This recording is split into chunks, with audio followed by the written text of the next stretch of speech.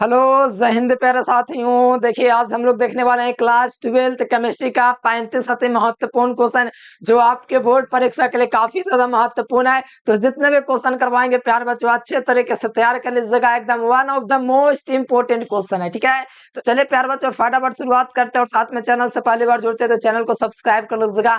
मात्र 35 नहीं ऑब्जेक्टिव बताऊंगा प्यार बच्चों, लेकिन आपको पता चलेगा कि 35 नहीं 70 से ज्यादा ऑब्जेक्टिव बता दिए, ठीक है। क्योंकि विशेष ज्ञान देते हुए चलूंगा ताकि आपका प्रैक्टिस जो है प्यार बच्चों ऑब्जेक्टिव का एकदम बेहतर हो जाए, ठीक है। तो चलिए प्यार बच्चों शुरुआत करते हैं बिना टाइम गवाए हुए, ठीक है। आपको सबसे पहली बात तो एक काम करना है, चैनल से पहले बार जुड़ते हैं तो ललका दबा के मान कीजिए हल्का, यानी कि प्यारे बच्चों मेरा कहने का मतलब है सब्सक्राइब बटन पर दबा के सब्सक्राइब को ऑल नोटिफिकेशन कर लीजिए ताकि जितना भी नोटिफिकेशन मिलेगा ना वो क्लास आप लोग कर सके, ठीक है। और व्हाट्सएप ग्रुप में जोड़ने के लिए आपको एक नंबर दे रहा हूँ, इस नंबर पर व्हाट्सएप मैसेज करके आप लोग व्हाट्सएप ग्रुप में क्या करना ज्वाइन कर लेना, ठीक है। तो चलिए प्यार बच्चों आप समय ज्यादा नहीं लूंगा, फटाफट शुरुआत करता हूँ। Most VVI question powerful question है, मजा आ जाएगा। आइए शुरुआत करते हैं प्यार बच्चों बेहतरीन वीडियो का। यहाँ से शुरुआत होता है प्यार बच्चों आपके समक्ष नजरों के सामने आता हुआ महत्वपूर्ण क्वेश्चन, ठीक है। कहा जा रहा है कि NaCl, NaCl का मतलब क्या चीज होता है? तो NaCl का मतलब होता है सोडियम क्लोराइड। तो सोडियम क्लोराइड की दोस्तों संरचना कैसी होती है?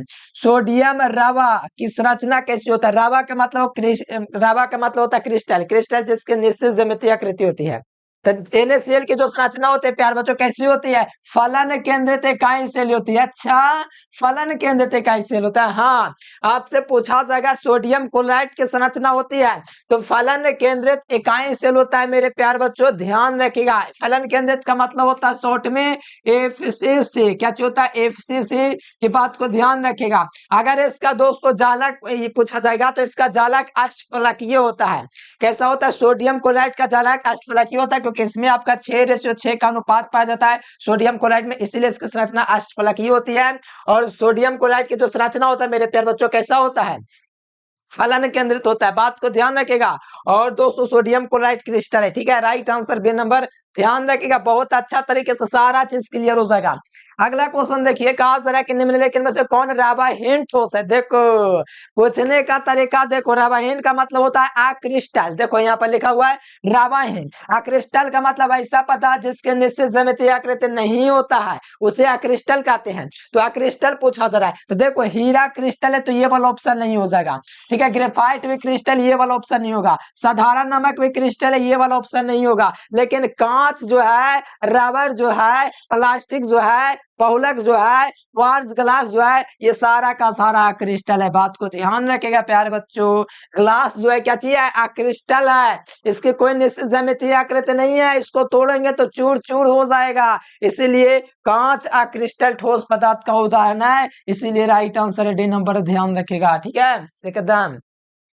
अगला क्वेश्चन आइएगा तो अगला क्वेश्चन कहा जा रहा है कि टिंडल प्रभाव पाया जाता है। प्यारे बच्चों the Tyndall effect is observe in, यानी कि टिंडल प्रभाव किसमें देखा जाता है? तो टिंडल प्रभाव प्यारे बच्चों सॉल में पाया जाता है। किसमें पाया जाता है? टिंडल प्रभाव जितना भी सॉल होता है उस समय टिंडल प्रभाव देखा जाता है। अब सॉल का मतलब देखिए, टिंडल प्रभाव आप लोग को देखना है ना तो आप लोग समझिए, तो देख तो नहीं सकता है लेकिन पर टिंडल प्रभाव पढ़ाए होगा तो आप लोग फिगर में देखोगे कैसे होता है, ठीक है। टिंडल प्रभाव किसमें पाया जाता है? सॉल में पाया जाता है। लेकिन टिंडल प्रभाव कभी भी चीनी के बिलियन में नहीं पाया जाएगा, नमक के बिलियन में नहीं पाया जाएगा, क्योंकि नमक या चीनी में डालोगे नहीं तो पता नहीं चलेगा चीनी कहाँ है नमक कहाँ है, सब घुल जाता है, इसीलिए उसमें टिंडल प्रभाव नहीं पाया जाता है, लेकिन सॉल में पाया जाता है।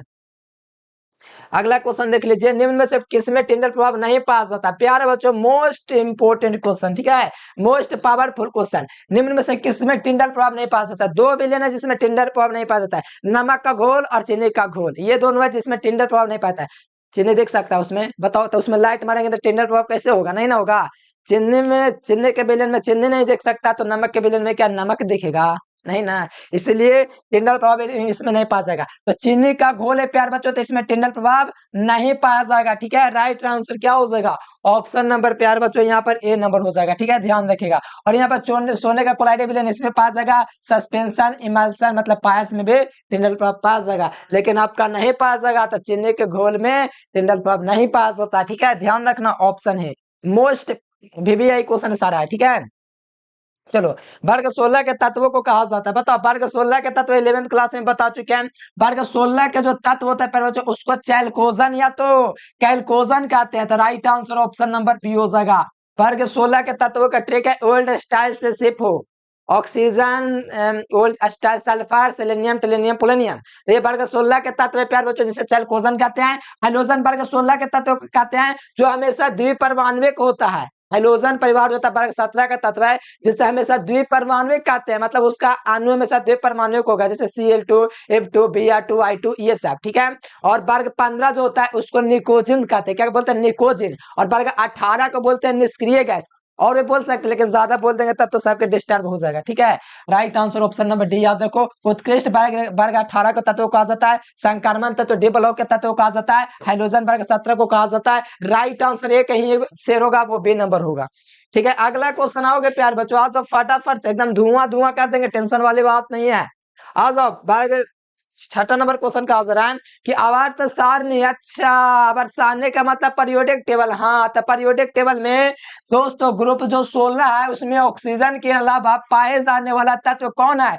अरे इतना आसान क्वेश्चन 2020 में तो आगे किया था, ठीक है। ओल्ड स्टाइल से टीपू, ठीक है। वर्ग 16 के तत्व है, क्या चाहिए, वर्ग 16 के तत्व। मेरे प्यार बच्चों फटाफट से बताओ कौन सा ऑप्शन होगा जो, ठीक है। वर्ग 16 के तत्व में क्या चाहिए, ऑक्सीजन के अलावा पाए जाने वाला तत्व। तो ऑक्सीजन के अलावा देखिए क्या पता, ऑक्सीजन है इसमें, देखिए सल्फर भी है, तो सल्फर ऑप्शन मिल रहा है, तो ऑप्शन नंबर ए हो जाएगा। देखिए इसमें सेलेनियम भी, टेलेनियम भी, पोलोनियम भी है। तो बताओ वर्ग 16 में ऑक्सीजन के अलावा कौन तत्व पाया जा रहा है, तो वो आपका प्यार बच्चों सल्फर पाया जाता है, तो राइट आंसर ए नंबर हो जाएगा। अब ये बताओ वर्ग 16 के तत्व को क्या कहा जाता है, चैल्कोजन या तो कैल्कोजन। बस ज्यादा चीज याद थोड़ी रखना। अरे हाँ, मैं तो गर्दा कर देंगे, मेहनत खाली कर लीजिए, ठीक है। Option number A will be correct.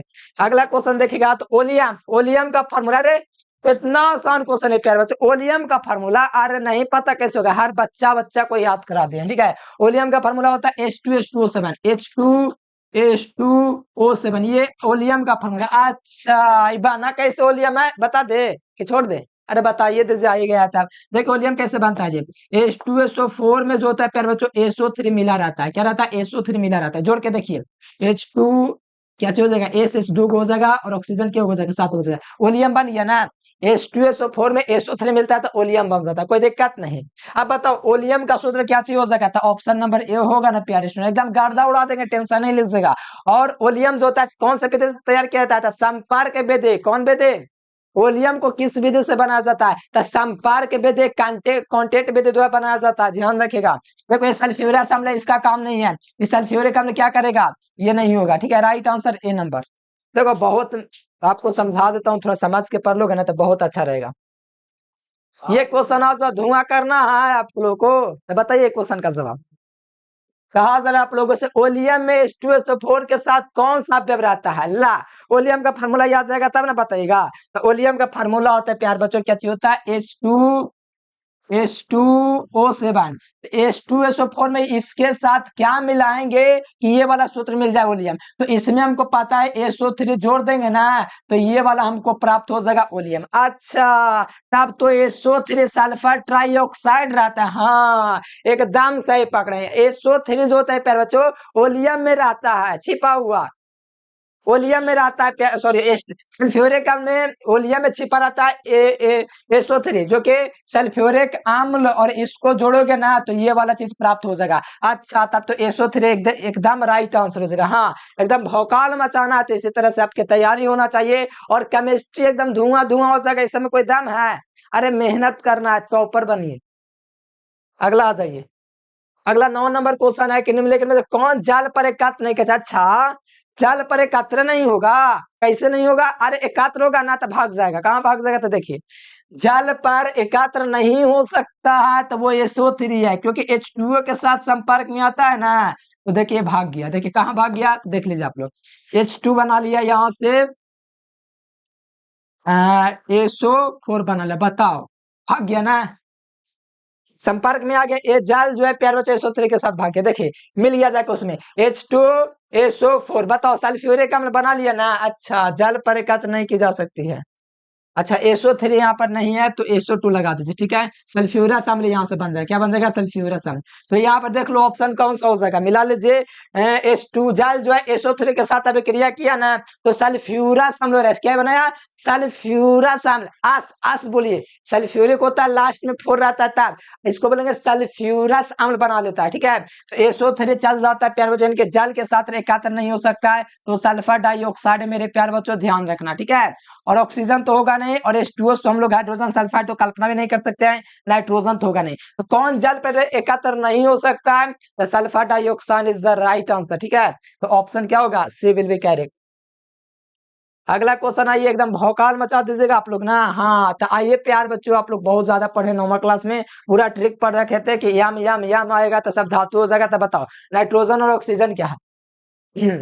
तो नाइट्रोजन और ऑक्सीजन जो होता है प्यार बच्चों ये आपका नॉन मेटल है, क्या चीज है? अब आप रोक मत लगा देना, अरे ये जो होता है अधातु होता है, क्या चीज होता है? कौन प्यार बच्चों? तो नाइट्रोजन और ऑक्सीजन क्या चीज होता है? अधातु होता है, ठीक है। ध्यान रखना ऑप्शन भी, अरे बड़े इजी क्वेश्चन है ये वाला। अगला देखिए H2SO4 क्या, बताओ। इतना आसान क्वेश्चन बताऊं आप लोग को, हम आपको कितने आसानी से बता चुके हैं। H2SO4 11th में तो स्ट्रक्चर के साथ बताए हैं, जिसकी संख्या कम वो कहाँ जाएगा? बीच में, ठीक है। इस प्रकार से मैंने बताया है, आप लोग बाकी कर लेना, ठीक है। उतना दिमाग अब लगावे जाएंगे तो बड़ी टाइम हो जाएगा, ठीक है। अरे इसी प्रकार ना हुआ होगा। अच्छा हाइड्रोजन लग जाएगा इसके अगल बगल में, ठीक है। तो आप लोग कर लेना प्यार बच्चों, इस प्रकार से करोगे ना तो आपका जुड़ जाएगा आपका। तो इसमें H जो होगा द्विभाषिक अम्ल से होगा, ठीक है। मैं आपको थोड़ा दिखा देता हूँ इस प्रकार से, इस प्रकार से बन जाएगा प्यार बच्चों। बाकी देख लेना इसमें OH दो गए इस तरफ से, इसलिए ये द्विभाषिक अम्ल है। 11th स्ट्रक्चर तो बताइए दिया, तीसरा चौथा चैप्टर में पढ़ाए होंगे। तो H2SO4 सल्फ्यूरिक अम्ल कैसा है? द्विभाषिक अम्ल है, दो OH समूह देख रहे हैं यहाँ यहाँ, इसलिए द्विभाषिक अम्ल होगा। ज्यादा नहीं याद रखो ये होगा, ठीक है। बेसिक क्लास में बाकी देख लेना। H2SO4 जो कैसी है? द्विभाषिक अम्ल है, राइट आंसर ऑप्शन नंबर ये हो जाएगा, सल्फ्यूरिक अम्ल द्विभाषिक अम्ल है। अगला क्वेश्चन देख प्यार बच्चों, H2SO4 क्या चाहिए? अरे बताओ, इतना आसान क्वेश्चन है। अम्लों के राजा जी हैं, ये कौन है? अम्लों के राजा जी तो सल्फ्यूरिक अम्ल है, ऑप्शन नंबर ए होगा, ठीक है। एकदम आसान क्वेश्चन है। अगला क्वेश्चन देखिएगा तो कहा जा रहा है बच्चों, सल्फर में ऑक्सीकरण अवस्था होता है तो सल्फर का संकेत भी याद रख लो, एग्जाम में आवेगा। अरे आवेगा कुछ आ गया कि गेस किए में थे, आ गया, अब क्या कीजिएगा, अब आइए गया तब। सल्फर में ऑक्सीकरण संख्या प्यारे बच्चों 0 होता है, और सल्फर का जो संकेत होता है ए सेट होता है, ठीक है। ध्यान रखना ये भी पूछा जाता है, अरे छोटा क्वेश्चन है लेकिन पूछा जाता है। सल्फर का संकेत ए सेट, और सल्फर की जो ऑक्सीकरण अवस्था होती है वो 0 होती है, ठीक है। ध्यान रखिएगा, आया हुआ क्वेश्चन है दोनों। बड़े इजी है ना। अगला देखिए, सबसे कम वाष्पशील पूछेगा प्यारे बच्चों, बस आंख मुनिए और लगा दीजिए जल को। सबसे कम वाष्पशील जल होता है जिसका टेम्परेचर लगभग में 100 तक होता है, और सबसे अधिक जो होता है वाष्पशील किसका होता है? H2S का होता है। कितना होता है इसका दोस्तों? हाइड्रोजन सल्फाइड, इसका -66 तक होता है लगभग टेम्परेचर, इसका सबसे अधिक वाष्पशील होता है। ध्यान रखें, एकदम 100% आएगा ये क्वेश्चन, मजाक लग रहा है, मजाक से हटके। ये वाला जो है प्यारे बच्चों देखो 2022 में आया हुआ, गेस किया हुआ क्वेश्चन था। सबसे कम वाष्पशील है तो आपको दोस्तों जल लगा देना है, लेकिन सबसे अधिक वाष्पशील है तो आपको लगाना पड़ेगा प्यारे बच्चों हाइड्रोजन सल्फाइड, जो कि सी नंबर में दिख रहा है। उम्मीद करूंगा नहीं पता स्टार मार के लिख लोगे, नहीं लिखोगे तो क्या ही बताइए, हाथे काफी है, ठीक है, पीटने के लिए। राइट आंसर ऑप्शन डी हो जाएगा, बहुत इजी क्वेश्चन है, ठीक है। अगला क्वेश्चन देख लीजिए, दूध निम्नलिखित में किसका? प्यारे बच्चों बहुत बढ़िया क्वेश्चन आ गया। दूध किसका उदाहरण आज न बताए हैं? बताओ दूध किसका उदाहरण है? पायस का ना है, इमल्सन। दो पदार्थों का, दो या दो से अधिक पदार्थों का वैसा मिश्रण, दो अमिश्रणीय पदार्थों के, दो अमिश्रणीय पदार्थों के मिश्रण को क्या बोलते हैं? पास बोलते हैं। दो अमिश्रणीय पदार्थ जो मिलाएंगे, जो भी चीज बनेगा उसको पास करेंगे, इसको इंग्लिश में इमल्सन कहा जाता है। देखो इमल्सन पूछ जाता है क्या है, ठीक है। तो दूध किसका उदाहरण है? पास बसा दूध जो है प्यारे बच्चों पायस का उदाहरण है, और दूध जो है जाल में प्रक्षेपित बसा है। दूध क्या चाहिए? जाल में परिक्षेपित बसा आएगा, ये क्वेश्चन टेंशन काला ले रहे हैं।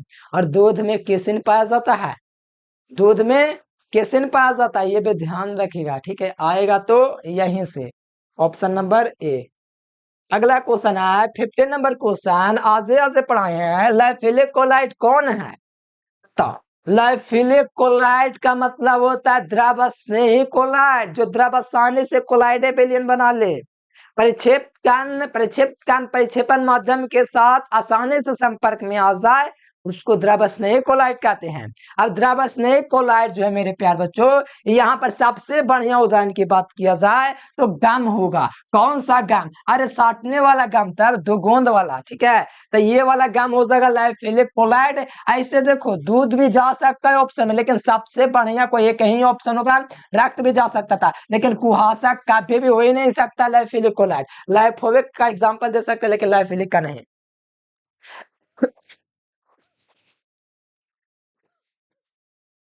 लाइफिलिक कोलाइड कौन है? तो ध्यान रखिएगा गोंद हो जाएगा लाइफिलिक कोलाइड, मतलब कि आसानी से द्रव के संपर्क में आ जाएगा तो वो द्रव स्नेही कोलाइड गोंद है। अगला देखिए लाइफ निम्नलिखित में जो कौन लाइफिलिक कोलाइड नहीं है की बात कहा जा रहा है, ध्यान दीजिएगा। लाइफिलिक कोलाइड नहीं है, देखो अब नहीं की बात आएगा तो कुहासा हो जाएगा। सबसे बढ़िया लाइफिलिक का उदाहरण दोस्तों गोंद होता है, लेकिन रक्त भी चल सकता है ऑप्शन के अकॉर्डिंग। लेकिन यहाँ पर पूछा जा रहा है लाइफिलिक कोलाइड नहीं है, तो कभी भी कुहासा लाइफिलिक कोलाइड नहीं होगा। हाँ, रक्त भले नहीं है लेकिन ऑप्शन में काउंट हो सकता है लाइफिलिक कोलाइड, कभी कभी दूध भी काउंट हो सकता है, लेकिन कुहासा कभी भी काउंट नहीं हो सकता। और जो प्योर जो लाइफिलिक कोलाइड है, मैं नाम लिख रहा हूँ, आज पढ़ाए हूँ, गोंद, स्टार्च, प्रोटीन, जिलेटिन, ये चारों मेन है lyophilic colloid. Right answer C number. अरे सी नंबर उठ के वहां चलिए, देखिए तो चलो बताओ निम्नलिखित में से किस विधि के द्वारा कोलाइडे विलयन का शोधन किया जाता है? अपोहन, ठीक है, डायलिसिस के द्वारा। कोलाइडे विलयन को दोस्तों किस विधि द्वारा दोस्तों शोधन किया जाता है? तो आपको याद रखना अपोहन, डायलिसिस। अगला देख लीजिएगा, आइए प्यार बच्चों, अरे डर गए हम पड़ाका से। चलिए जाल दो जो है किसका होता है? जाल में प्रक्षेपित बसा का। अरे इतना आसान क्वेश्चन क्या ही बताए, लास्ट बार तो बताने में, ठीक है। जाल में प्रक्षेपित बसा देख लो, ऑप्शन नंबर ए हो जाएगा।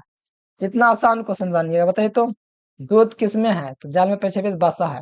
बताओ किस रासायनिक अभिक्रिया के लिए निम्नलिखित में से वेग स्थान किस रासायनिक अभिक्रिया के लिए निर्भर करता है? ठीक है, इसका फॉर्मूला होता है प्यारे बच्चों के बराबर माइनस ए ई की घात आर टी, ठीक है, माइनस ए बटे आर टी होता है प्यारे बच्चों किसका घात? के बराबर ए ई की घात, ठीक है। ए ई की घात इतना आपका होता है प्यारे बच्चों, ए ई की घात में ये बटे आर टी। तो बताओ यहाँ पर टेम्परेचर वगैरह साफ है, कहीं पर भार नहीं दिख रहा है, कुछ नहीं, समय भी नहीं दिख रहा है। हाँ समय दिख रहा है, लेकिन ये आर टी कुछ और दिखाएगा, निर्भर करता है। यहाँ पर सबसे बढ़िया उदाहरण जो होगा ना तापे का होगा, ठीक है।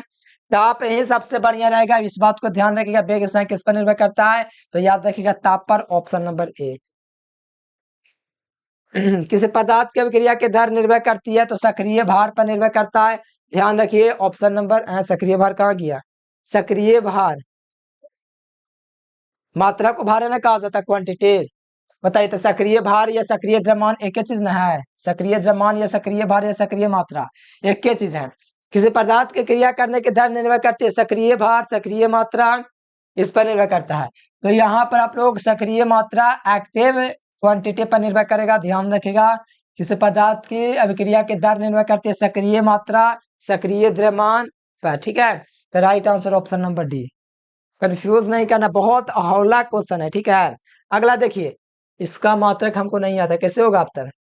चलिए निकाल के देखते हैं। कहा जरा प्यार बच्चों कि द्वितीय कोटि की अभिक्रिया के वेग स्थिरांक का मात्रक क्या होता है? तो वेग स्थिरांक का मात्रक होता है प्यार बच्चों मोल प्रति लीटर की घात 1 minus N into second inverse. किसका कोटि है? द्वितीय कोटि ना, तो एन बराबर 2 रखेंगे तो यहाँ से निकलेगा मोल प्रति लीटर की घात क्या चीज हो जाएगा? 1 माइनस 2 इंटू में सेकेंड इनवर्स, यानी कि इसका घात कितना हो जाएगा? -1 हो जाएगा ना, तो मोल इनवर्स हो जाएगा, पूरा का घात -1 ना हो जाएगा, तो लीटर नीचे माइनस में हो जाएगा, ऊपर आएगा तो प्लस में हो जाएगा, यानी कि लीटर की घात +1 इंटू में सेकेंड इनवर्स, ये मात्रक हो जाएगा। मोल इनवर्स, मोल इनवर्स कहां पर देगा? Mole inverse, mole inverse, litre inverse, second inverse. Right answer option से निकाल दिया, ठीक है।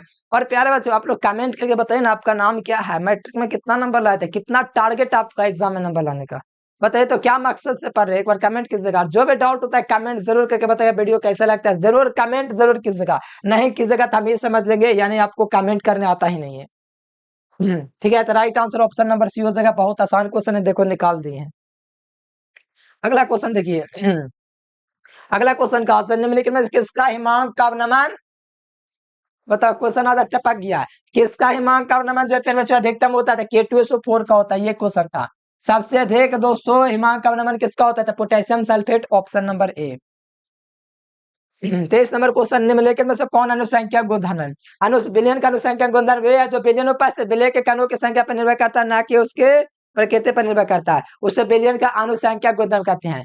ठीक है, तो बिलियन का अनुसंख्यक गुणधर्म वे है जो बिलियन उपाय से विलय के कणों की संख्या पर निर्भर करता है, उसकी मात्रा पर नहीं।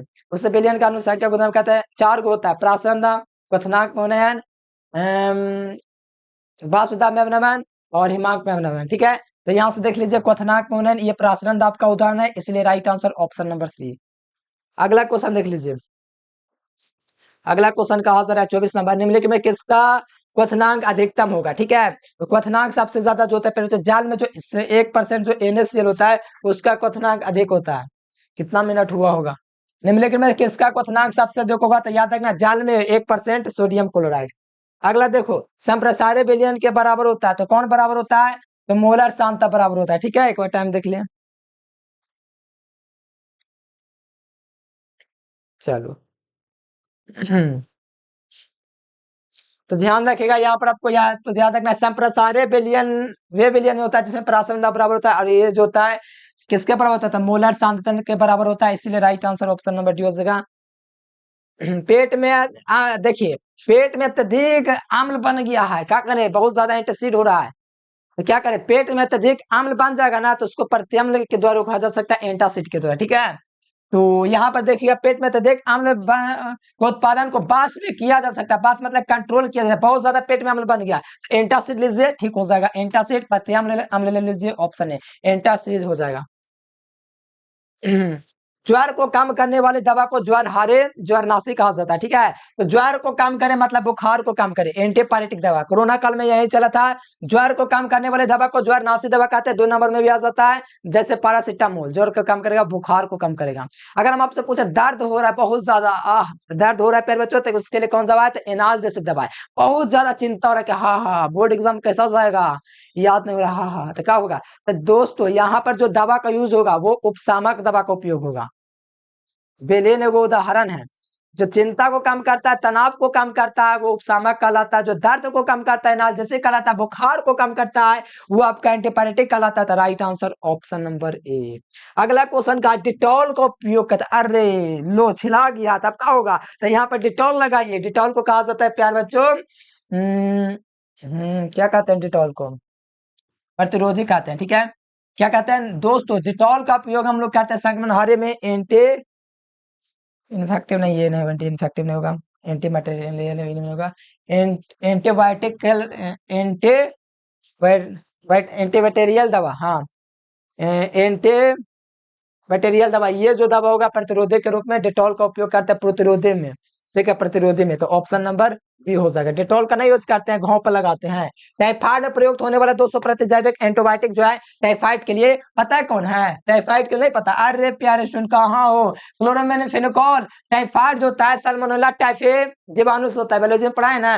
टाइफाइड किस जीवाणु होता है? जीवाणु से होता है, तो सल्मोनेला टाइफे जीवाणु से होता है। और इसके लिए हम लोग यूज करते हैं बच्चों, जो दवा का यूज करते हैं, जो एंटीबायोटिक जो दवा लेते हैं, प्रतिजैविक जो लेते हैं, वो होता है क्लोरामेनिफेनिकोल। क्या होता है? क्लोरामेनिफेनिकोल। ठीक है, इसी दवा का यूज करते हैं टाइफाइड बीमारी में। ठीक है, राइट आंसर ऑप्शन है। Most powerful question, one of the most important. ठीक है, सारा